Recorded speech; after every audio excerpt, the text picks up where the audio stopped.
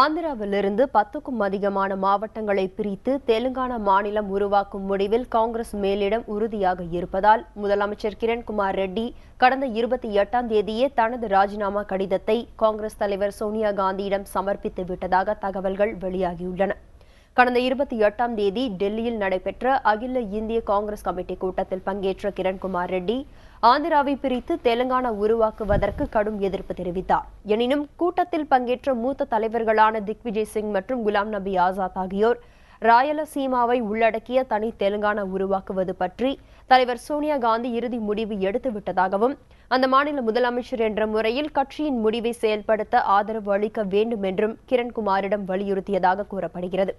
எனினும் இதில் தனக்கு உடன்பாடில்லை என கிரண்குமார் கூறியதாகவும் இதையடுத்து சோனியாவை சந்தித்து இது பற்றி விளக்கும்படி ஆசாத் அவரிடம் அறிவுறுத்தியதாகவும் கூறப்படுகிறது. முடிவில் கடந்த 28ஆம் தேதி சோனியாவை அவரது இல்லத்தில் சந்தித்து பேசிய கிரண்குமார் ரெட்டி தனது முடிவை வெளியிட்டதுடன் ராஜினாமா கடிதத்தையும் சமர்ப்பித்ததாக கூறப்படுகிறது.